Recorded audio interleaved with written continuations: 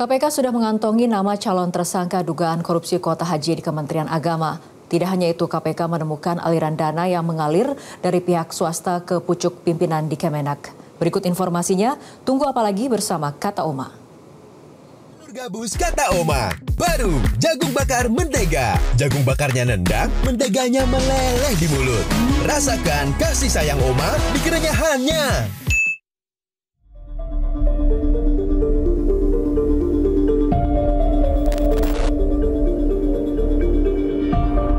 Komisi Pemberantasan Korupsi makin intens mengusut para pelaku yang terlibat dalam kasus dugaan korupsi dalam penentuan kuota dan penyelenggaraan ibadah haji di Kementerian Agama era Gus Yakut.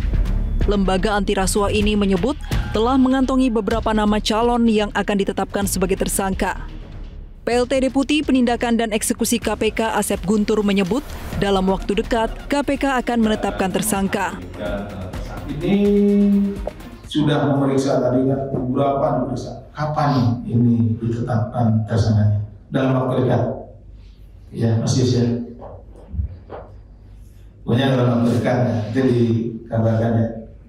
Pasti dikonversi dalam waktu dekat. Ini apa namanya? Dipantengi saja. Sudah ada beberapa calonnya, Pak? Calonnya ya ada.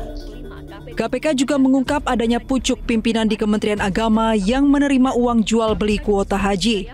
Aliran dananya tidak langsung ke pucuk pimpinan, namun lewat perantara. Asep tidak secara gamblang menyebutkan nama menteri yang dimaksud, namun Yakut Kholil Kaumas menjabat sebagai Menteri Agama saat dugaan korupsi ini diusut. Uangnya sampai ke pucuk.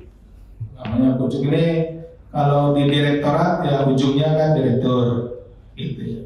Kalau di kedeputian ujungnya ya deputi, terus begitu kan, seperti itu. Menteri ya Pak? Ya, menteri. Kalau di kementerian, ya ujungnya ya menteri. Kalau kementerian ya gitu.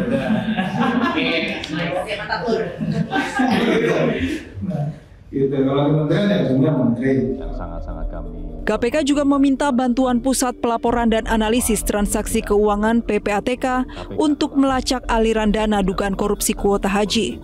Kerjasama dinilai penting karena kerugian negara dalam kasus itu ditaksir lebih dari 1 triliun rupiah. Mantan penyidik KPK Lakso Anindito berharap KPK bisa segera menetapkan tersangka. Lakso khawatir jika penyidikan berlarut-larut, ini akan memberikan celah adanya upaya intervensi ke KPK.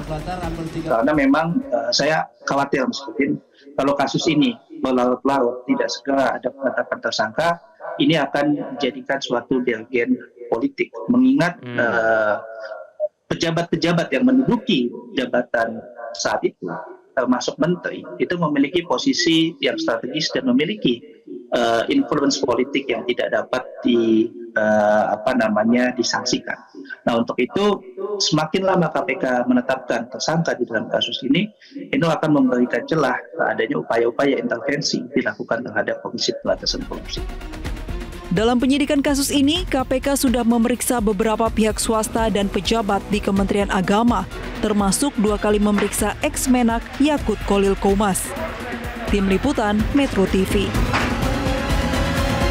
Jelajahi cara baru mendapatkan informasi. Download Metro TV Extend sekarang.